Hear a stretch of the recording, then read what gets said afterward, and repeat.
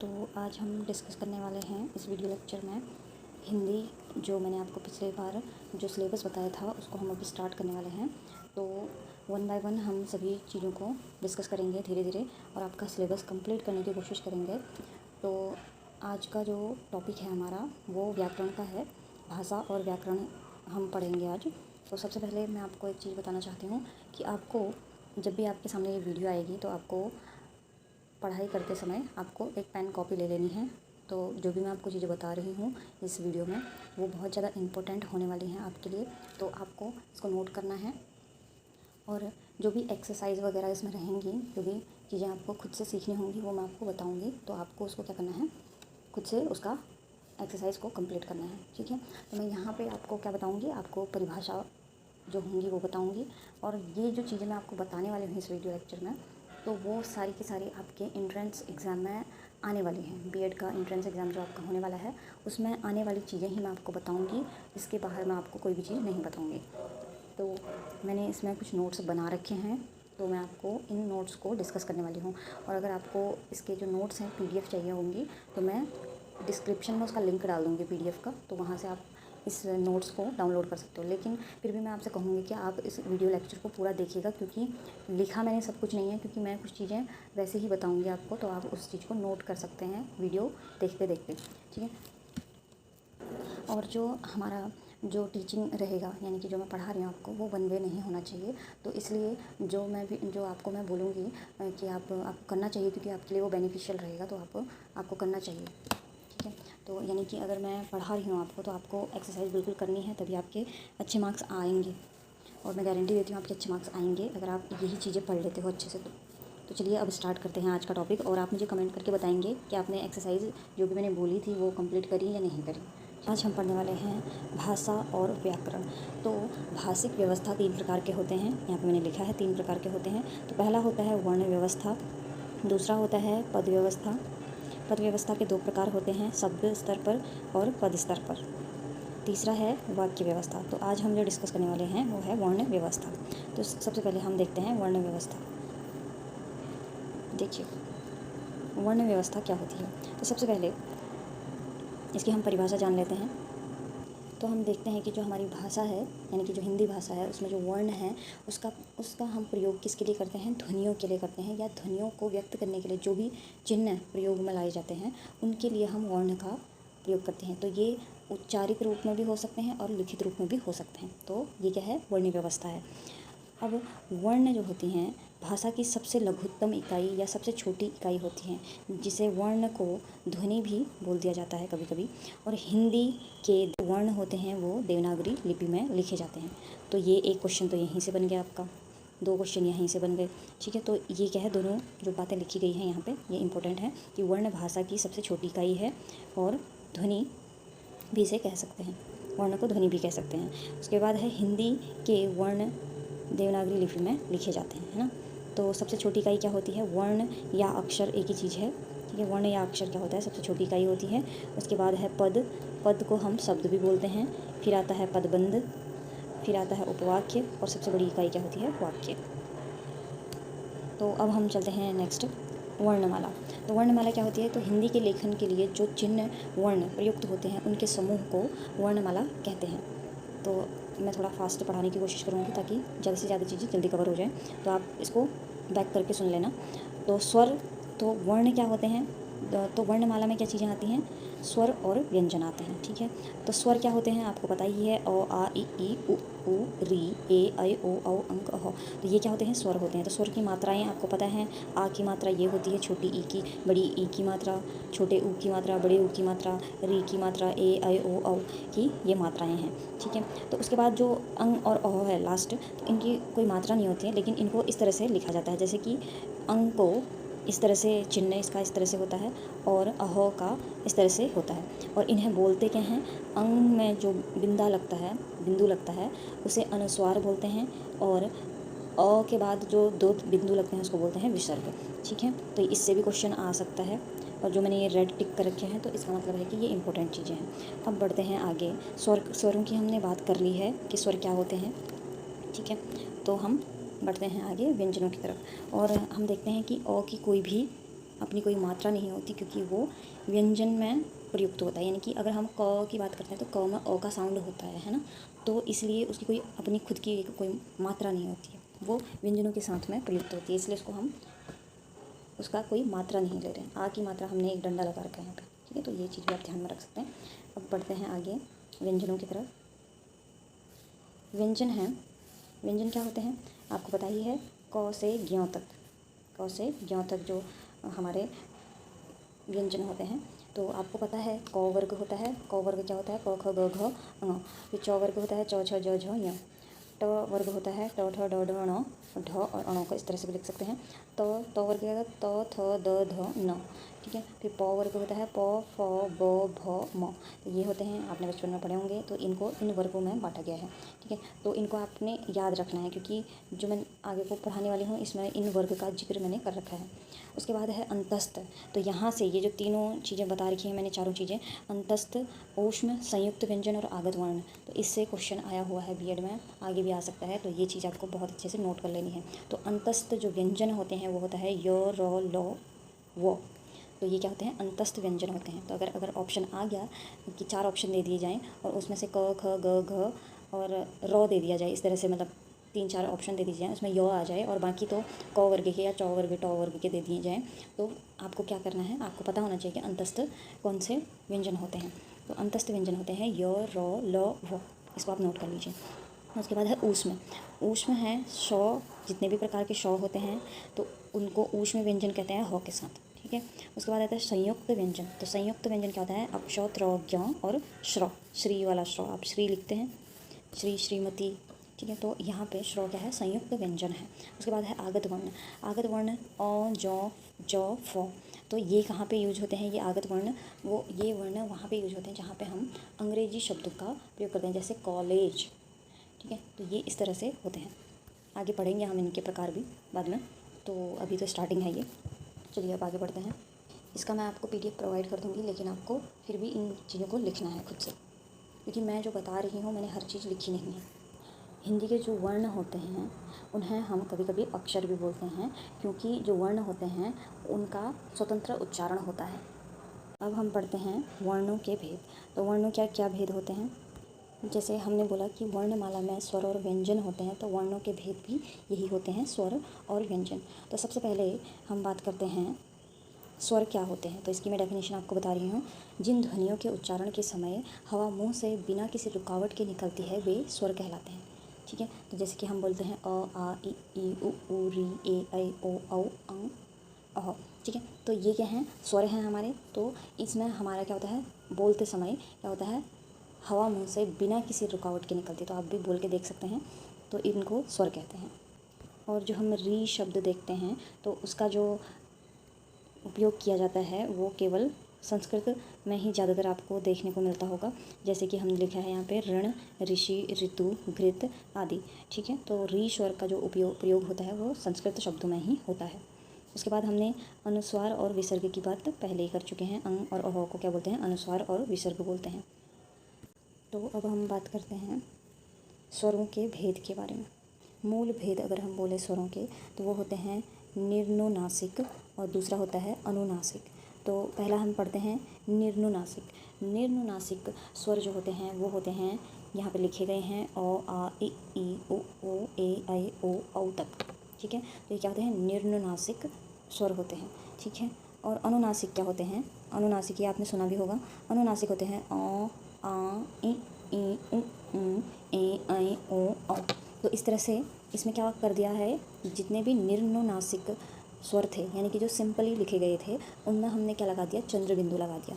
और जिसमें पहले से कोई मात्रा ऊपर से लगी हुई है तो उसमें सिर्फ बिंदी लगानी है, ठीक है। ये क्या बता रखा है यहाँ पे चंद्र बिंदु लगा रखा है करके बता रखा है, क्योंकि अ के ऊपर कोई मात्रा नहीं है तो यहाँ पे चंद्र बिंदु लगा दिया है। इसके ऊपर भी कोई मात्रा नहीं है, चंद्र बिंदु, इसके ऊपर भी कोई मात्रा नहीं है, चंद्र बिंदु। लेकिन ई के ऊपर क्या है, ये ई की मात्रा लगी हुई है, इसलिए यहाँ पे सिर्फ बिंदी लगा रखी है, ठीक है। ओ के ऊपर भी कुछ नहीं है तो यहाँ पे भी चंद्र बिंदु लगा रखा है, यहाँ पे अनुनासिक में। तो इस तरह से ये कहना चाह रहा है। तो निर्नुनासिक क्या होते हैं, सिंपल जो आपके स्वर होते हैं वो होते हैं। और अनुनासिक, उसमें अगर हम चंद्र बिंदु लगा दें, स्वरों के ऊपर हम अगर चंद्र बिंदु लगा दें या बिंदु लगा दें तो उन्हें हम अनुनासिक स्वर बोलते हैं, ठीक है।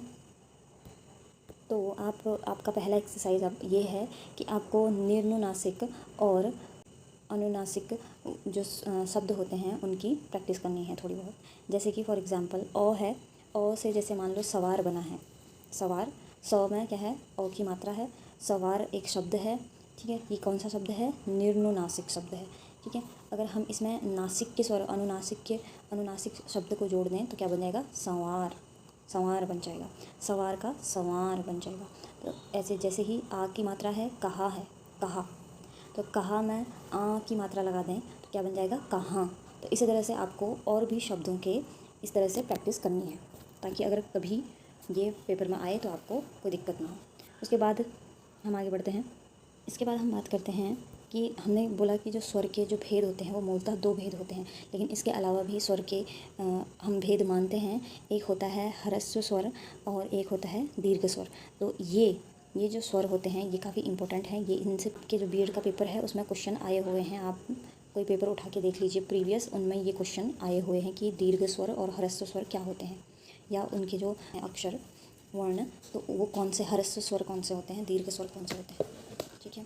उच्चारण में लगने वाले समय की दृष्टि से, अगर हम किसी चीज़ का उच्चारण कर रहे हैं उसमें कितना समय लग रहा है, उसकी दृष्टि से क्या है, स्वर के 2 भेद हैं। कौन कौन से, ह्रस्व स्वर और दीर्घ स्वर, ठीक है। तो जब हमारा उच्चारण करते समय कम समय लगता है या एक मात्रा का समय लगता है तो उन स्वरों को हम क्या बोलते हैं, ह्रस्व स्वर बोलते हैं। तो इसकी डेफिनेशन किस तरह से लिख सकते हैं आप, जिन स्वरों के उच्चारण में कम समय या एक मात्रा का समय लगता है उन्हें ह्रस्व स्वर कहते हैं। अब जैसे मैंने लिख रखा है यहाँ पे अ, ई, उ, री, ये क्या है, ह्रस्व स्वर हैं, तो इसको आप याद भी कर सकते हैं। ये क्या है, अ, ई, उ और री क्या है, आपके ह्रस्व स्वर हैं, तो इनके उच्चारण में एक मात्रा का समय लग रहा है। उसके बाद आते हैं दीर्घ स्वर। दीर्घ स्वर कहते हैं जिन स्वरों के उच्चारण में ह्रस्व की तुलना में अधिक समय या 2 मात्रा का समय लगता है उन्हें दीर्घ स्वर कहते हैं। जैसे जैसे हमने लिख रखा है यहाँ पे देखिए, अधिक समय लग रहा है या 2 मात्रा का समय लग रहा है। जैसे क्या है, आ, इ, उ, ए, ऐ, ओ, औ, तो इसमें क्या है, थोड़ा सा ज़्यादा समय लग रहा है एज़ कम्पेयर टू ह्रस्व स्वर। अब उसके बाद आते हैं जो एक होते हैं आपके संयुक्त स्वर। तो संयुक्त स्वर क्या होते हैं, ए और ओ, जिसको हम ऐ और औ की तरह भी शब्दों में प्रयोग करते हैं, ठीक है। चलिए अब हमारे जो स्वर के जो भेद थे वो दोनों तरह के कंप्लीट हो गए हैं। अब हम बढ़ते हैं व्यंजन की तरफ। देखिए व्यंजन क्या होता है, तो व्यंजन की मैं परिभाषा में आपको बता देती हूँ। जिन वर्णों के उच्चारण में वायु रुकावट के साथ या घर्षण के साथ मुंह से बाहर निकलती है उन्हें व्यंजन कहते हैं। तो ये इसकी परिभाषा है। व्यंजनों का वर्गीकरण, तो व्यंजन क्या होते हैं, 2 प्रकार से वर्गीकृत किया गया है इनको। एक तो उच्चारण स्थान के आधार पर, दूसरा उच्चारण प्रयत्न के आधार पर। उच्चारण स्थान के आधार पर क्या समझ सकते हैं हम, कि उच्चारण करते समय जो व्यंजनों का स्थान है उसमें व्यंजनों को वर्गीकृत किया गया है, और उच्चारण प्रयत्न के आधार पर, ठीक है। तो यहाँ पे दोनों जो हैं बहुत ज़्यादा इंपॉर्टेंट है, इनसे काफ़ी बार क्वेश्चन आया हुआ है, तो ये भी इम्पोर्टेंट टॉपिक है आपका। तो सबसे पहले हम उच्चारण स्थान के आधार पर पढ़ते हैं। देखिए यहाँ पे बड़ी सी लिस्ट बनी है उच्चारण स्थान के आधार पर। तो उच्चारण स्थान के आधार पर व्यंजनों के उच्चारण के समय हमारी जिह्वा मुख के विभिन्न स्थानों जैसे कि कंठ, तालु, दांत आदि को छूती है, जिसके परिणाम स्वरूप तरह तरह की व्यंजन ध्वनियाँ उत्पन्न होती हैं। उच्चारण स्थान के आधार पर हिंदी के व्यंजनों का वर्गीकरण इस प्रकार है। तो जैसे हम बोलते हैं कि जब हम कुछ भी बोल रहे हैं, कोई भी शब्द बोलते हैं, तो हमारा क्या होता है, एक तो गले से कभी आवाज़ आती है, कभी तालू से। तालू मतलब जैसे कि आपकी जीभ जो दांत के ऊपर का हिस्सा है वहाँ पे टच करते हैं तो उसको तालू बोलते हैं। दांतों से कभी छूती है शब्द बोलने में, तो उनके आधार पे क्या करा गया है, उच्चारण करने के आधार पे जो व्यंजन हैं उनको वर्गीकृत किया गया है। तो सबसे पहला इसमें क्या है, कंठे। कंठे यानी कि गले से, जो गले से हमारे व्यंजनों के स्वर निकलते हैं उनमें हैं, कौन कौन से होते हैं, कंठ गले से। अगर आ जाए पेपर में तो आपको ये करना है, ठीक है। ये सारे के सारे इंपॉर्टेंट हैं। तो कंठ गले से कौन सा निकलता है, क, ख, ग, घ, ङ, ह, ये वाले व्यंजन जो हैं कंठ से निकलते हैं। दूसरा है तालव्य। तालव्य यानी कि तालु से। आप भूल के भी इसको प्रैक्टिस कर सकते हैं। च, छ, ज, झ, य और स, ये वाला सौ जो होता है इसको बोलते हैं तालव्य सौ। तालव्य सौ बोलते हैं इसको, ठीक है। उसके बाद आता है मूर्धन्य। मूर्धन्य यानी कि तालु से मूर्धा भाग से, तालु के मूर्धा भाग से, यानी कि देखिए ट, ठ, ड, ढ, ण, ड, ढ तथा श, तो ये मूर्धन्य श ये वाला है, ठीक है। तो ये आपको ध्यान रखना है। दंत्य, दांतों से, तो दांतों से कौन सा होता है, ये काफ़ी बार क्वेश्चन आ रखा है, ये काफ़ी इंपॉर्टेंट क्वेश्चन है। दंत्य वाला बहुत बार आता है। तो त, थ, द, ध और न कौन से होते हैं, दंत्य व्यंजन होते हैं ये। उसके बाद है वत्सर्य, दंत मूल से, तो वत्सर्य दंत मूल से कौन से होते हैं, सौ, ज, र और ल। जौ सिंपल वाला जौ नहीं है, जौ के नीचे क्या लगा रखा है, एक बिंदा लगा रखा है, ठीक है। तो ये वाला जौ है इसमें। तो वत्सर्य में होते हैं सौ, ज, र, ल, ठीक है। उसके बाद आता है ओष्ठ्य। ओष्ठ्य क्या होता है, दोनों होठों से, तो दोनों होठों से ये तो बहुत ही ज़्यादा ईजी है। तो ये क्या होता है, प, फ, ब, भ, म। तो ये क्या होते हैं, ओष्ठ्य व्यंजन होते हैं। उसके बाद आता है लास्ट दंतोष्ठ्य। दंतोष्ठ्य क्या होता है, निचले होठों और ऊपर के दांतों से, तो वो कौन से होते हैं, व और फ।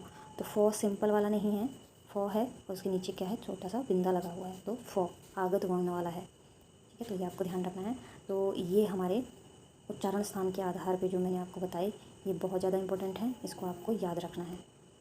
इसमें आपको कोई प्रैक्टिस नहीं करनी है, इसको आपको याद रखना है।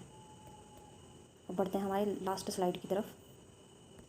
अब देखिए, अब जो दूसरा टाइप था हमारा उच्चारण प्रयत्न के आधार पर, तो उच्चारण प्रयत्न के आधार पर जो व्यंजन होते हैं उन्हें 3 भागों में विभाजित किया गया है।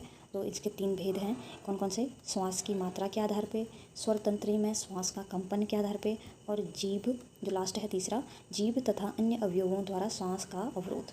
तो ये आपसे पूछा नहीं जाएगा कि कितने प्रकार होते हैं, लेकिन आपको पता होना चाहिए क्योंकि इसके अंदर जो चीज़ें आने वाली हैं वो भी काफ़ी इंपॉर्टेंट है। तो जब सबसे पहले है हमारा इसमें श्वास की मात्रा, श्वास प्राण की मात्रा के आधार पर, ठीक है।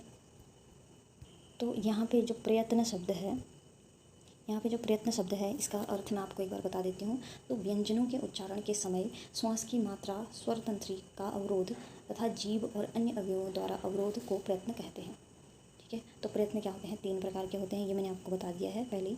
तो हम अब डिस्कस कर रहे हैं श्वास प्राण की मात्रा के आधार पर। तो ये कितने प्रकार के होते हैं, उच्चारण के समय श्वास की मात्रा के आधार पर व्यंजनों को 2 भागों में विभाजित किया गया है। तो पहला है क्या है, अल्प प्राण है, दूसरा है महाप्राण। तो इनसे भी आपका बहुत बार क्वेश्चन आया हुआ है, अल्प प्राण और महाप्राण से, तो ये भी इम्पोर्टेंट है। तो अल्प प्राण क्या होता है, देखिए, मुख से कम वायु निकलती है। इसका क्या मतलब है, जिन ध्वनियों के उच्चारण में मुख से कम वायु निकलती है तो उन्हें अल्प प्राण कहते हैं, ठीक है। तो ये डेफिनेशंस भी आपको याद रखनी है ताकि अगर पूछ ली जाए एग्ज़ाम में तो आपको पता होनी चाहिए, ठीक है। तो इसका जो परिभाषा है वो क्या है, जिन ध्वनियों के उच्चारण में मुख से कम वायु निकलती है उन्हें अल्प प्राण व्यंजन कहते हैं। तो जैसे हमने लिखा ही है, अल्प प्राण जो व्यंजन होते हैं वो कौन से होते हैं, क, ग, ड, च, ज, य, ट, ड, ण, त, द, न, प, ब, ण। तो ये इस तरह से लिखे हैं। तो यहाँ पे देखिए, मैंने स्टार्टिंग में पहले पेज में आपको बताए थे वर्ग, वर्ग बताए थे, क वर्ग, च वर्ग, ज, इस तरह से बताए थे, ठीक है। तो इन वर्गों के आधार पे आप अल्प प्राण को याद रख सकते हैं। तो वर्गों के प्रथम, तृतीय और पंचम व्यंजन जो होते हैं वो अल्प प्राण होते हैं, ठीक है।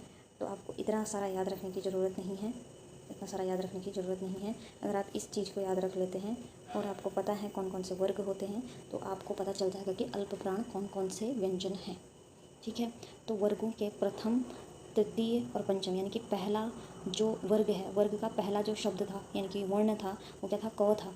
क के बाद तीसरा कौन सा था, क के बाद ख होता है, ख के बाद होता है ग, ग कौन सा है, तीसरा है, ग, घ, ङ, ङ कौन सा है, पाँचवा है। तो ये कहाँ से आ गया, ये पहले वर्ग से आ गया, क, ग और ङ। तो इसी तरह से आगे के वर्गों से भी आपको इस तरह से याद कर लेते हैं, ठीक है। तो आपको क्या चीज़ याद रखनी है इसमें, ये वाली चीज़ याद रखनी है कि वर्गों के प्रथम, तृतीय और पंचम, यानी कि पहला, तीसरा और पांचवा जो वर्ण है वो आपका क्या है, अल्प प्राण है व्यंजन, ठीक है। अब बढ़ते हैं आगे। तो अब आपका आता है महाप्राण। तो महाप्राण क्या होता है, इसकी मैं परिभाषा बता देती हूँ। ये शॉर्टकट में मैंने लिखा है, श्वास की मात्रा अधिक। तो इसका परिभाषा क्या होगा, जिन ध्वनियों के उच्चारण में मुख से निकलने वाली श्वास की मात्रा अधिक होती है उन्हें महाप्राण व्यंजन कहते हैं। जैसे देखिए, ख, घ, छ, ज, ठ, ढ, थ, ध, फ, भ। तो ये अब आप इतने ज़्यादा याद नहीं रख सकते, तो इसके लिए भी आपको ये चीज़ याद रखनी है कि वर्गों के द्वितीय और चतुर्थ व्यंजन, यानी कि दूसरा और चौथा जो व्यंजन है वर्गों का, वही महाप्राण व्यंजन है। तो इससे भी क्वेश्चन बहुत बार पूछा गया है बीएड के एग्ज़ाम में, तो ये चीज़ आपको ध्यान रखनी है, ठीक है। तो ये वर्गों के द्वितीय और चतुर्थ, यानी कि दूसरे नंबर का व्यंजन और चौथे नंबर का व्यंजन क्या होता है, महाप्राण होता है किसी भी वर्ग के, ठीक है। तो अब हम देखते हैं उच्चारण प्रयत्न के आधार पे जो था दूसरा प्रकार हम देखते हैं। ये है आपका स्वर तंत्री में श्वास के कंपन के आधार पे। तो ये कितने टाइप के होते हैं? ये 2 तरह के होते हैं। ये भी बहुत ज़्यादा इम्पोर्टेंट है। सघोष और अघोष व्यंजन से भी आपका क्वेश्चन आया हुआ है बीएड में। तो मैं आपको जो भी पढ़ा रही हूँ वो कुछ भी आउट ऑफ सिलेबस नहीं है, सब कुछ आपका आने वाला है। तो आप इसको जल्दी से जल्दी नोट कर लीजिए और पढ़ लीजिए। तो बोलते समय वायु प्रवाह से कंठ में स्थित स्वर तंत्री में कंपन होता है। स्वर तंत्री में जब कंपन होता है तो सघोष ध्वनियाँ उत्पन्न होती हैं, और जब कंपन नहीं होता है तब अघोष ध्वनियाँ उत्पन्न होती हैं। तो ये इन दोनों की परिभाषा है, ठीक है।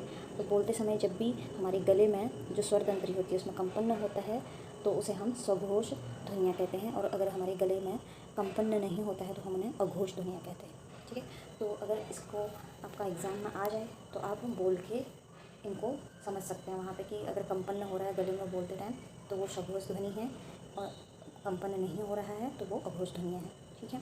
तो फिर भी मैंने आपके लिए यहाँ पे लिख रखा है, देखिए सभी जितने भी स्वर होते हैं वो सघोष ध्वनियाँ होती हैं, और वर्गों के तीसरा, चौथा और पाँचवा व्यंजन जो होता है वो भी सघोष ध्वनियाँ होती हैं। और अघोष ध्वनियाँ कौन सी होती हैं? वर्ग का पहला और दूसरा व्यंजन जो होता है अघोष ध्वनियाँ होती हैं। तो इसका मैं फ़ोटो पूरा लगा दूँगी साइड पे अभी, क्योंकि यहाँ पे मैंने शॉर्ट में लिखा है तो मैं इसका एक फ़ोटो लगा दूँगी ताकि आपको अच्छे से समझ में आ जाए कि सघोष और अघोष ध्वनियाँ एक्चुअल में कौन कौन सी होती हैं, ताकि आप वेरीफाई भी कर सकें। तो अब हम बढ़ते हैं लास्ट, आज का हमारा जो प्रयत्न के आधार पर तीसरा प्रकार है उसको भी हम जल्दी से समझ लेते हैं, ये भी काफ़ी इम्पोर्टेंट है। तो तीसरा है हमारा उच्चारण अवयवों द्वारा श्वास के अवरोध के आधार पर। तो इसका मैं मतलब आपको बता देती हूँ। सबसे पहले इसमें जो है स्पर्श व्यंजन है। तो स्पर्श व्यंजन की परिभाषा मैं आपको बताती हूँ। जब हम व्यंजनों का उच्चारण करते हैं तो उच्चारण अवयव मुख विवरण में किसी स्थान विशेष का स्पर्श करते हैं तो ऐसे व्यंजनों को स्पर्श व्यंजन कहते हैं। तो जितने भी क वर्ग के, च वर्ग के, ट वर्ग, ट वर्ग और प वर्ग के व्यंजन होते हैं सभी के सभी वो क्या हैं? स्पर्श व्यंजन हैं, ठीक है। तो ये आपको याद रखना है। और स्पर्श व्यंजन कौन से होते हैं? जब हम उच्चारण करते समय हमारे मुख विवरण में किसी विशेष स्थान पे जब क्या होता है? स्पर्श होता है तो उसे हम स्पर्श व्यंजन कहते हैं। तो ये आप याद रखेंगे। उसके बाद दूसरा जो प्रकार आता है इसमें आता है संघर्षी व्यंजन। संघर्षी व्यंजन क्या होता है कि जिन व्यंजनों का उच्चारण करते हुए वायु स्थान विशेष पर घर्षण करते हुए निकलती है, इन व्यंजनों को संघर्षी व्यंजन कहते हैं। यानी कि जब भी आप कोई व्यंजन बोलते हैं, उसका उच्चारण करते हैं तो थोड़ा सा बोलने में क्या होता है? रुकावट पैदा होती है उस शब्द को बोलने में। तो ऐसे व्यंजनों को हम क्या बोलते हैं? संघर्षी व्यंजन बोलते हैं। तो संघर्षी व्यंजन कौन से हैं? आपके ज, फ, ठीक है। तो ये सिंपल ज या फ नहीं है, यह है ज, फ, इस तरह से इसको बोलते हैं। उसके बाद आते हैं हम तीसरा प्रकार इसका अंतस्थ व्यंजन। अंतस्थ व्यंजन हमने थोड़ी देर पहले भी पढ़ा ही था व्यंजनों के प्रकार में। तो अंतस्थ व्यंजन आपके क्या होते हैं? य, र, ल और व। तो इसका मैं आपको डेफिनेशन बता देती हूँ। अंतस्थ व्यंजन का जो डेफिनेशन होता है वो क्या होता है? जिन व्यंजनों के उच्चारण में श्वास का अवरोध कम होता है उन्हें अंतस्थ व्यंजन कहते हैं, ठीक है। तो जिन व्यंजनों के उच्चारण में हमारे श्वास में कम अवरोध उत्पन्न होता है तो उन्हें अंतस्थ व्यंजन कहते हैं। उसके बाद आते हैं उत्सिप्त व्यंजन। उत्सिप्त व्यंजन क्या होते हैं? ये होते हैं ड और ढ। अब इसकी जो परिभाषा होती है क्या होती है देख लेते हैं। जिनके उच्चारण के समय जीभ पहले ऊपर उठकर मूर्धा को स्पर्श करती है और फिर एकदम नीचे गिरती है, वे उत्सिप्त व्यंजन कहलाते हैं। तो हो सकता है इस बार क्या पता डेफिनेशन पूछ ली जाए तो आपको डेफिनेशन भी पता होनी चाहिए। वैसे तो डेफिनेशन नहीं आती है फिर भी आपको पता होनी चाहिए। तो उत्सिप्त व्यंजन कौन से होते हैं? ड और ढ, ठीक है। उसके बाद कुछ व्यंजन और हैं जिनकी परिभाषाएं तो हैं नहीं, लेकिन आपको ये पता होनी चाहिए। कौन कौन से हैं? स्पर्श संघर्षी व्यंजन जो होता है, स्पर्श भी होता है और संघर्षी भी होता है। तो वो कौन सा होता है? च, च वर्ण जो होता है स्पर्श और संघर्षी, इसको हम मानते हैं। उसके बाद आता है अर्धस्वर। अर्धस्वर में कौन कौन से आते हैं? य और व, ठीक है। उसके बाद आता है लुंठित व्यंजन। अगर लुंठित व्यंजन पूछा जाए र जो होता है वो लुंठित व्यंजन होता है। और लास्ट हमारा क्या है? पार्श्विक व्यंजन कौन सा होता है? ल होता है। तो ये आज हमारा लेक्चर यहीं तक था। आपको मेरा ये जो वीडियो लेक्चर है वो कैसा लगा आप मुझे बताना कमेंट सेक्शन में। और देखिए अब हम जो नेक्स्ट क्लास होगी उसमें हम पढ़ेंगे इन चीज़ों को पढ़ेंगे, क्योंकि ये भी बहुत सारी चीज़ें हैं और ये इंपॉर्टेंट चीज़ें हैं। अक्षर, बलाघात, अनुतान, वर्तनी के बारे में हम नेक्स्ट क्लास में पढ़ेंगे। और आप मुझे कमेंट करके बताना कि आपको जो मेरा ये वीडियो लेक्चर है आपको कैसा लगा, क्योंकि मैंने आपके लिए स्पेशली इन चीज़ों को लिखा हुआ है। तो आपको अब प्रैक्टिस करनी है और आपको ये लिखना भी है, तभी जो मेरी क्लासेस हैं वो सक्सेसफुल हो पाएंगी। और आप लोग जब मुझे फीडबैक दोगे तब जाके मुझे पता चलेगा कि जो मैं पढ़ाने चाह रही हूँ आपको समझ में आ रहा है या नहीं आ रहा है, तो मुझे पता चल पाएगा। तो अब मैं आपसे नेक्स्ट क्लास में मिलती हूँ। तब तक आप अच्छे से तैयारी कीजिए अपनी हिंदी की, और मैं आपको नेक्स्ट वीडियो में इन सब चीज़ों के बारे में बताऊँगी। और मैं हर वीडियो में लास्ट में आपको इसके आपके जो भी टॉपिक्स रहेंगे मैं आपको लास्ट में बता दिया करूँगी हमेशा से, ठीक है। तो अब हम नेक्स्ट क्लास में इन जो भी मैंने आपको डिस्कस किया ये टॉपिक्स, इनको हम डिस्कस करेंगे नेक्स्ट लेक्चर में, ठीक है। तो हो सकता है ये लेक्चर काफ़ी लंबा हो गया है, पता नहीं कितने मिनट का हो गया है, या घंटे का ना हो गया वो, ज़्यादा लंबा ना हो गया वो। तो इस वीडियो को यहीं पे बंद करते हैं। और हिंदी की मेरी लगभग 10 या 15 वीडियो लेक्चर सोच रही हूँ मैं कि इतने में कंप्लीट करवा दूँ आपका कोर्स, क्योंकि जो मेन चीज़ें हैं मैं वही बताना चाह रही हूँ आपको, बस उसके बाहर मैं और कुछ नहीं बताना चाह रही। इसलिए 15 तो मिनिमम 15 तो लग ही सकती हैं हमारी वीडियोस। तो आप मेरे वीडियो को लाइक करें, शेयर करें, ताकि और भी लोग इससे पढ़ के अपने अच्छे मार्क्स लेके आ सकें, किसमें, हिंदी में। तो हिंदी में आपके अच्छे मार्क्स आ जाएं, इसके लिए मैं भी मेहनत कर रही हूँ। तो आप भी अच्छे से मेहनत कीजिए। अब आपकी परीक्षा की जो डेट है वो भी बढ़ गई है, तो अच्छे से तैयारी कीजिए। ऑल द बेस्ट आप सभी को। तो आप भी मुझे फीडबैक दीजिए ताकि मैं और अच्छी वीडियो आपके लिए लाते रहा करूँ। तो थैंक यू सो मच मेरा वीडियो देखने के लिए। Please do like, share and subscribe to my channel. Thank you so much.